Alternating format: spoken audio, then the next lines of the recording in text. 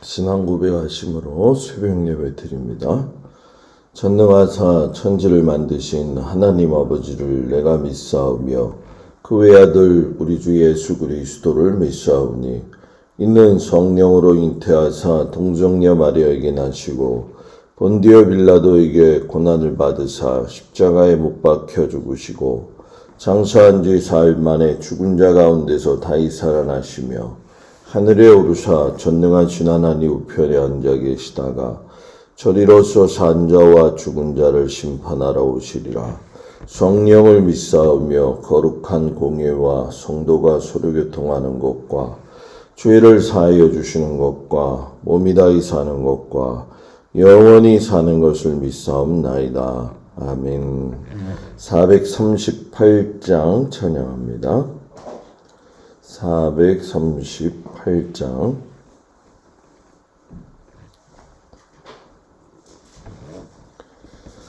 내 영혼이 은총 입어 충한 죄지 벗고 보니 슬픔 많은 이 세상도 천국으로 와도다.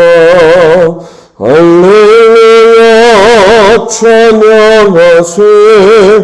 내 모든 죄 사함받고 주 예수와 동행하니 그 어디나 하늘나라. 주의 얼굴 뵙기 전에 멀리 뵈도 하늘나라. 내 맘속에 이뤄지니 날로 가깝도다. 할렐루야 찬양하세. 내 모든 죄 사함받고 주 예수와 동행하니 그 어디나 하늘나라. 높은 산이 거친 들이 조막이나 궁궐이나 내 주 예수 모신 곳이 그 어디나 하늘나라. 할렐루야 찬양하세. 내 모든 죄 사함받고 주 예수와 동행하니 그 어디나 하늘나라. 아멘. 하나님 말씀은 고린도 후서 1장에서 4장까지의 말씀이 되어집니다. 우리가 읽을 말씀은 고린도후서 3장 4절에서 18절까지 말씀을 보도록 합니다. 고린도후서 3장 4절에서 18절까지 말씀을 다 같이 봉독합니다. 우리가 그리스도로 말미암아 하나님을 향하여 이 같은 확신이 있으니 우리가 무슨 일이든지 우리에게서 난 것 같이 스스로 만족할 것이 아니니 우리의 만족은 오직 하나님으로부터 나느니라. 그가 또한 우리를 새 언약의 일꾼 되기에 만족하게 하셨으니 율법 조문으로 하지 아니하고 오직 영으로 함이니 율법 조문은 죽이는 것이요 영은 살리는 것이니라. 돌에 써서 새긴 죽게 하는 율법의 조문의 직분도 영광이 있어 이스라엘 자손들은 모세의 얼굴에 없어질 영광 때문에 그 얼굴을 주목하지 못하였거든. 하물며 영의 직분은 더욱 영광이 있지 아니하겠느냐. 정죄의 직분도 영광이 있은즉 의의 직분은 영광이 더욱 넘치리라. 영광되었던 것이 더 큰 영광으로 말미암아 이에 영광될 것이 없으나 없어질 것도 영광으로 말미암았은즉 길이 있을 것은 더욱 영광 가운데 있느니라. 우리가 이 같은 소망이 있으므로 담대히 말하노니 우리는 모세가 이스라엘 자손들에게 장차 없어질 것의 결국을 주목하지 못하게 하려고 수건을 그 얼굴에 쓴 것 같이 아니하노라. 그러나 그들의 마음이 완고하여 오늘까지도 구약을 읽을 때에 그 수건이 벗겨지지 아니하고 있으니 그 수건은 그리스도 안에서 없어질 것이라. 오늘까지 모세의 글을 읽을 때에 수건이 그 마음을 덮었도다. 그러나 언제든지 주께로 돌아가면 그 수건이 벗겨지리라. 주는 영이시니 주의 영이 계신 곳에는 자유가 있느니라.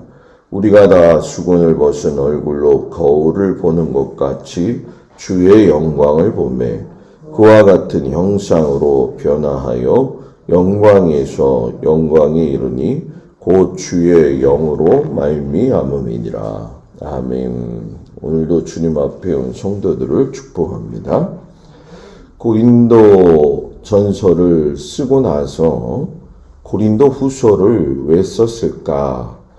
구별되어지는 상황을 보길 때는 분명히 무슨 일이 있었구나 하는 것을 우리가 보게 되어지죠. 그 고린도후서 1장 1절에서 2절에 보게 되면은 고린도에 있는 하나님의 교회와 또 온 아가야에 있는 모든 성도에게 은혜와 평강이 있기를 원하노라 하면서 회람식의 편지를 쓰죠. 그러니까 아가야 지방의 교회들이라고 하는 건 아테네 교회하고 겐그레아 교회에 같이 너희가 이것들을 읽어보면 좋겠다. 이런 마음을 가지고 이제 고린도 후서를 쓰게 되죠. 이 말씀 가운데 보게 되면은 특별히 이제 우리가 그 고린도 후서 1장 3절부터 7절 사이에 보게 되면은 이 사도 바울이 쓰는 단어 중에 그리스도의 고난이 우리에게 넘친 것 같이라고 하는 말씀이 이제 3절 후반절 4절 지나면은 있지요.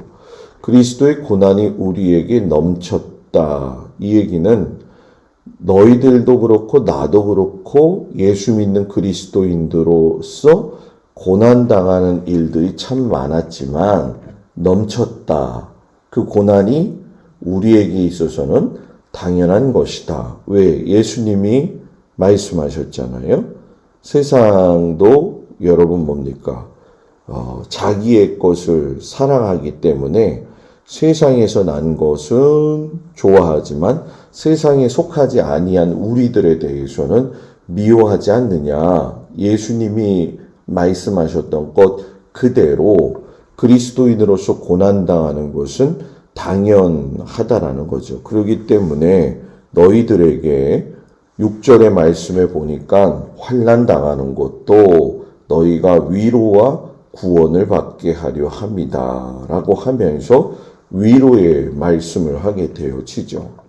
고린도전서에서 우리가 보면은 고린도 교회의 많은 문제들에 대해서 바울이 언급한 거를 아마 해드렸기 때문에 잘 아실 거라 생각이 듭니다. 그런데 고린도 후서에서 이런 바울이 전한 말씀을 가지고 문제를 삼는 자들이 생기기 시작을 했다라는 거죠. 제일 먼저 그 오해의 소지가 있었던 거는 고린도전서 16장 5절에 보면은 내가 마게도냐를 지날 터이니 마게도냐를 지난 후에 너희에게 간다라고 이야기했는데 마게도냐 이후에 보게 되면은 고린도 교회를 가지 못하고 우회하는 일이 발생이 되어져요. 그러다 보니까 자신의 말에 책임을 못 지기도 했지만 이것이 그냥 자신의 감정에 의해서 실수한 것이 아니라 하나님의 선한 인도한 가운데에 다른 곳을 먼저 우선순위로 두다 보니까 이렇게 되어졌다라고 바울이 부연 설명을 하게 되어지죠. 그래서 이 바울의 편지 형식에서 고린도 후서를 보게 되어지면은 실상 이 고린도 교회하고의 문제를 해결하기 위해서 여러 가지로 많은 시도와 이야기하는 것을 보게 되어지는데, 이건 단순한 변명이 아니라 교회가 하나님 안에서 온전히 세워지기 위한 바울의 진심 어린 마음이 담겨져 있는 것을 우리가 보게 되죠. 그러면서 내가 고린도 교회를 방문하려고 했지만 왜 방문하지 못했느냐, 그것을 갖다가 이야기할 적에 고린도후서 1장 18절에서 22절 보게 되면은 22절 후반절에 또한 우리에게 인치시고 보증으로 우리 마음에 성령을 주셨느니라 라고 말씀을 하면서 하나님의 뜻에 우선되어져서 성령의 도우심을 받았다. 그래서 이런 것을 18절 전반에 보게 되면 하나님은 미쁘시니 이렇게 얘기를 해요. 하나님의 뜻에 미쁘신 그 뜻에 내가 순종하기 위해서, 미쁘시다라고 하는 건 피스토스라고 하는데 충실하고 신실하고 믿을 만한 그런 의미거든요. 그러니까 하나님은 모든 일에 계획하시는 일이 있기 때문에 내가 그 일에 순종했다. 우리도 이제 살다 보면은 이게 하나님의 뜻일까? 이런 구분을 하지 못해서 당황스러워 할 때가 있잖아요. 그때 바울의 이 고백이 우리의 신앙 고백으로 세워지는데 큰 도움의 말씀이 되리라고 저는 생각을 해요. 그리고 고린도 성도들에게 시간을 주어가지고 스스로 문제를 해결할 수 있게 하려고 했다라고 하면서 이야기를 하죠. 그것이 바로 23절 후반절에 보면 내가 다시 고린도에 가지 아니한 것은 너희를 아끼려 함이라. 우리가 너희 믿음을 주관하려는 것이 아니요 오직 너희 기쁨을 돕는 자가 되려 함이니. 그러니까 이 얘기는 여러분 뭡니까? 너희들이 이 문제를 스스로 해결할 수 있도록 많은 믿음을 가지고 너희들을 바라보았다라고 이야기를 해요. 자, 이게 왜 중요하냐면 바울은 고린도 성도나 고린도 교회가 문제가 있다고 해가지고 그들의 믿음을 바울의 사적인 생각으로 지배하거나 조정하려고 하지 않았구나 하는 것을 우리가 보게 되어지죠. 진심으로 고린도 교회가 스스로 잘 일어나가지고서는 하나님의 말씀 안에서 그들이 강건하여지고 믿음의 진보를 이루기를 하나님 앞에 간구하는 모습을 보게 되어지죠.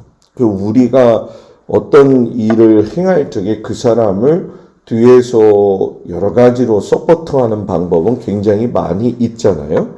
일일이 관여해서 이야기를 할 적에 그것이 도움을 주기도 하지만 때로는 잔소리가 되어져서 그 사람에게 참 어려운 마음을 줄 때가 있지만 또 어떤 때는 뭐예요?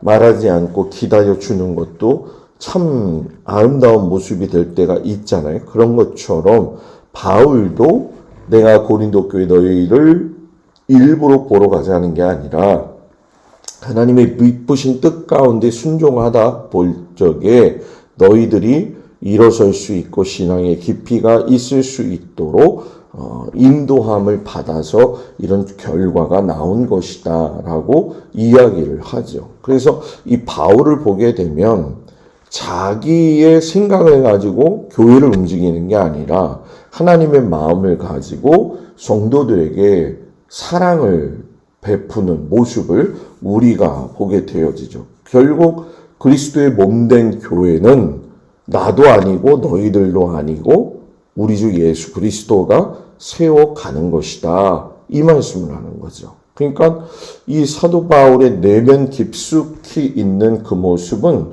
결국 교회를 세우시고 인도하시고 우리들의 삶을 하나하나 인도하시는 그분은 우리 주 예수 그리스도밖에 없다라는 거죠. 나도 그것에 쓰임받는 일꾼이고 너희들도 마찬가지라는 거예요. 그래서 우리가 교회에서도 마찬가지로 모든 관계나 모든 교회가 세워져 갈 적에 이 교회 우선주의에서 믿음이 하나님에게서 나오는 원동력에 의해서 움직인다는 건 굉장히 중요한 거죠. 그리고 이 바울이 고린도 교회에 그렇게 편지를 하고 나서 아주 좀 자신의 생각을 이야기하는 것 중에 고린도전서하고 조금 이제 보충시키는 거죠. 그 고린도전서에 보게 되면 계속 문제를 제기한 사람들에 대해서 교회가 이제 여러 가지 견책을 하기도 하고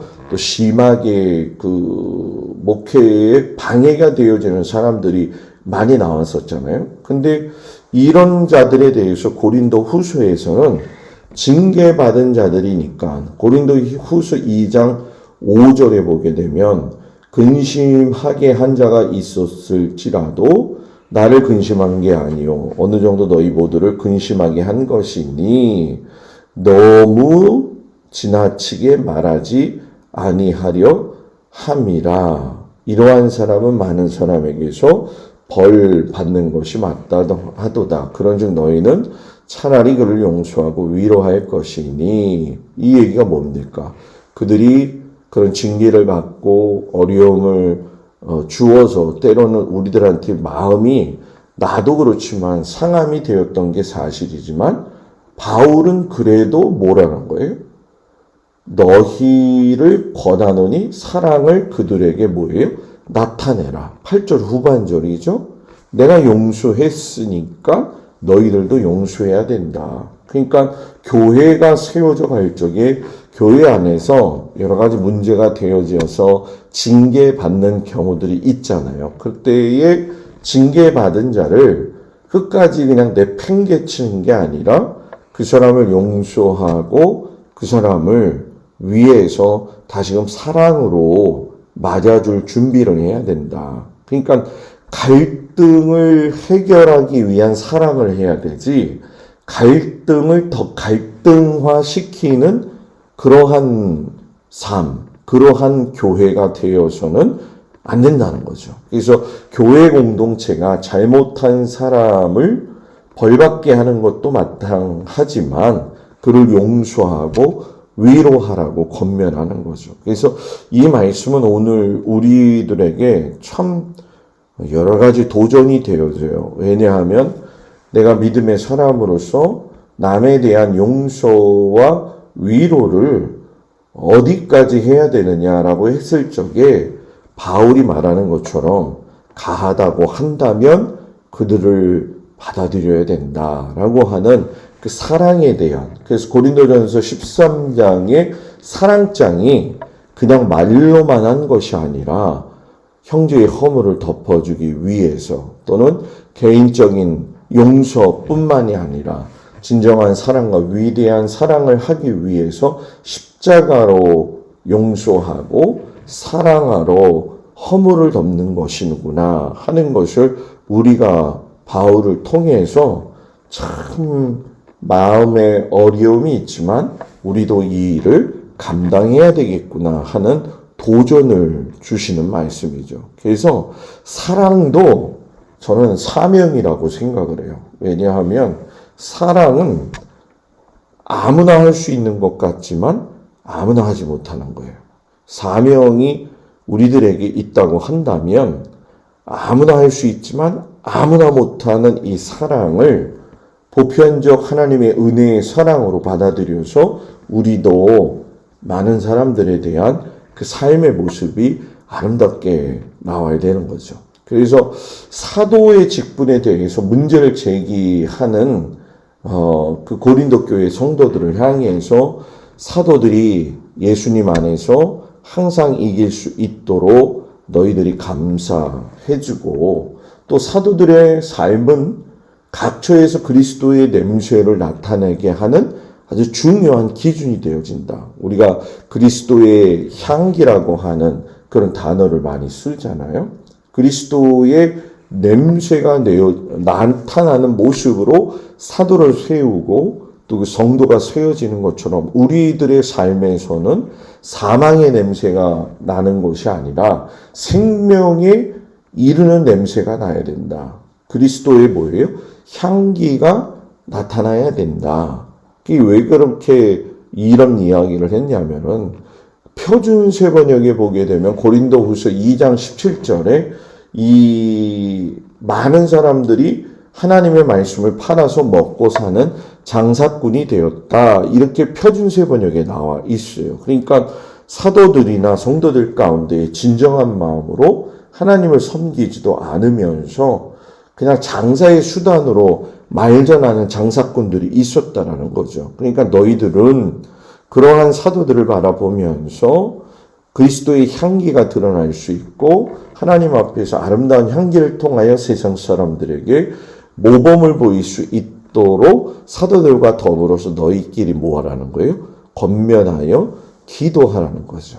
그래서 내가 살아오면서 예수 믿는 성도로서 이건 굉장히 중요한 것 같아요. 내가 예수 그리스도의 향기가 드러나는 사람인가 한 번쯤은 생각해 보면은 내 믿음을 좀 점검할 수 있다고 생각이 되어집니다. 그러면서 이 고린도 교회에서 계속적으로 바울의 이 사도권의 문제에 대해서 이야기할 적에 바울이 그런 얘기를 하죠. 고린도후서 3장 6절에 나와 있지만 그가 또한 우리를 새 언약의 일꾼 되기에 만족하게 하셨으니 내가 사도된 것은 뭐예요? 새 언약의 일꾼으로 삼으신 하나님의 분명한 뜻이 있고 너희들이 나의 추천장이 되어진다라고 이야기해요. 추천장은 여러분 추천하는 사람의 인격과 명예가 담겨져 있잖아요. 그러니까 역으로 이야기하면 너희들이 나의 사도성을 의심하는 사람은 몇 사람이 있지만 고린도 교회가 세워지고 너희들의 성도로서의 삶의 모습은 결국 내가 사도가 되어서 너희들을 인도했다라고 하는 마지막 결과의 열매가 바로 너희들이다. 이렇게 말씀을 하시는 거죠. 그러니까 어떻게 보면 고린도 교회의 성도들이 굉장히 밉겠지요. 바울의 입장에서는.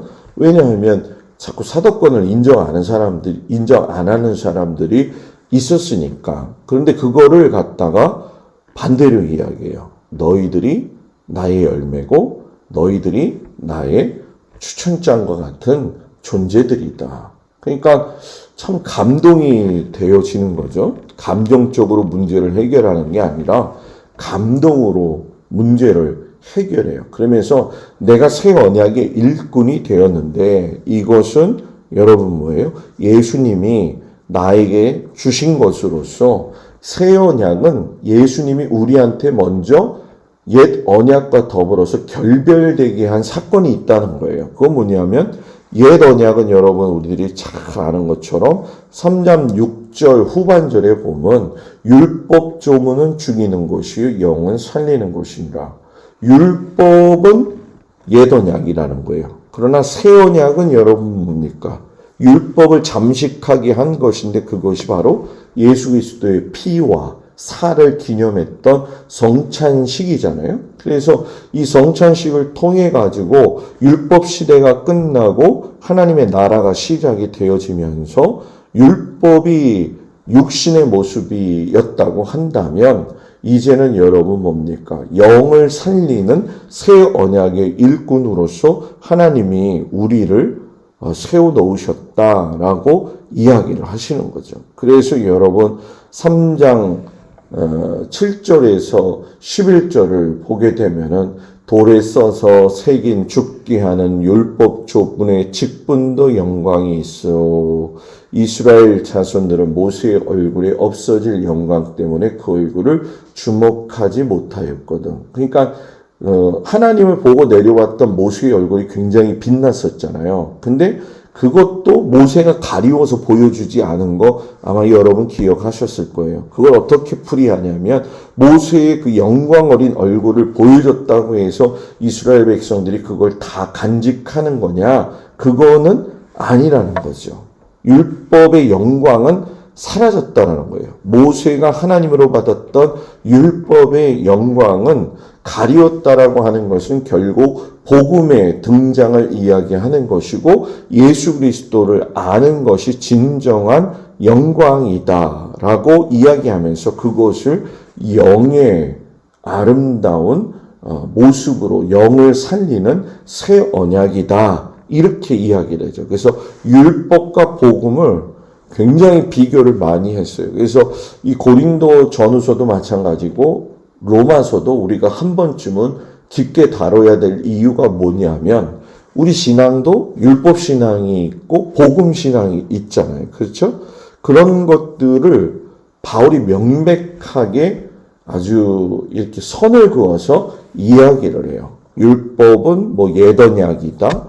또 사람을 죽이는 것이다. 정죄하는 것이다. 이렇게 얘기를 하지만 복음은 새 언약이다.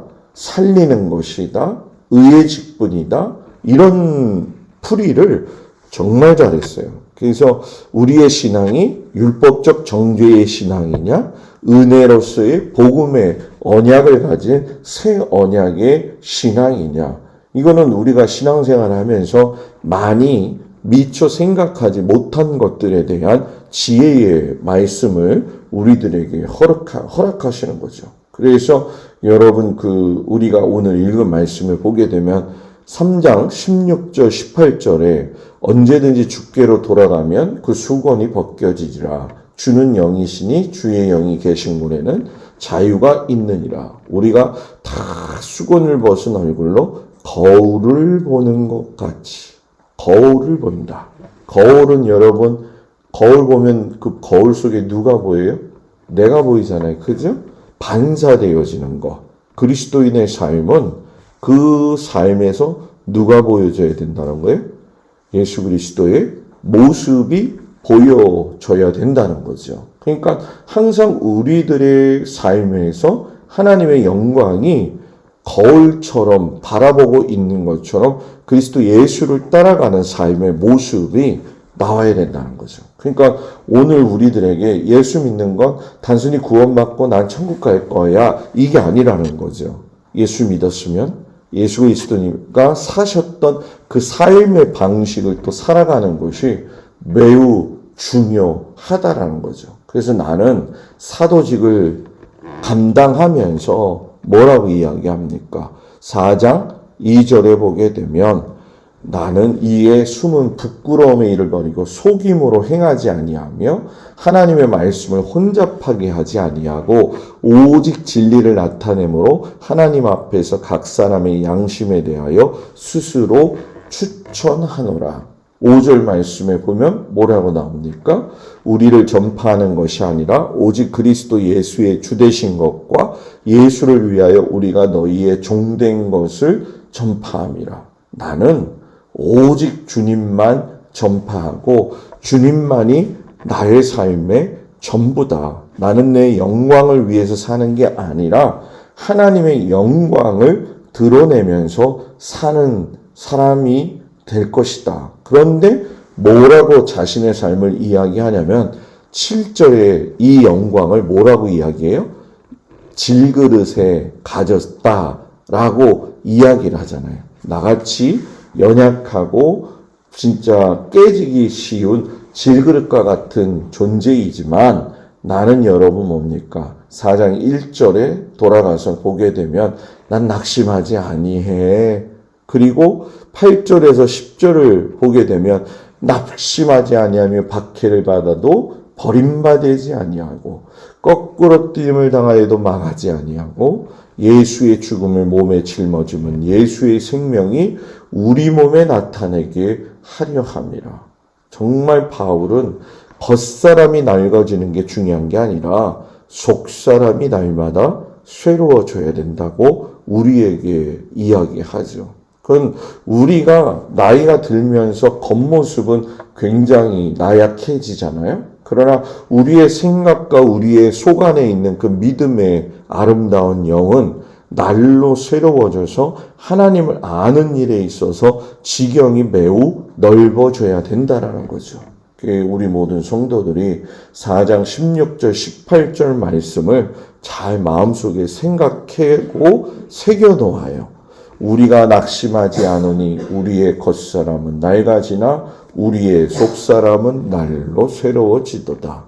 우리가 잠시 받는 환난에 경한 것이 지극히 크고 영원한 영광에 중한 것을 우리에게 이루게 함이니 우리가 주목하는 것은 보이는 것이 아니요 보이지 않는 것이니 보이는 것은 잠깐이요 보이지 않는 것은 영원함이라. 여러분, 우리는 바울이 말한 것처럼 질그릇과 같은 존재예요. 그러나 이 질그릇과 같은 존재가 어떻게 보면 진짜 늙어가는 어떤 그 겉사람의 낡아지는 모습보다도 이 질그릇 자체가 중요한 게 아니라 그 속에 무엇을 담고 있느냐가 중요한 것처럼 너희들의 속사람이 하나님 앞에 아름다워야 된다는 거죠.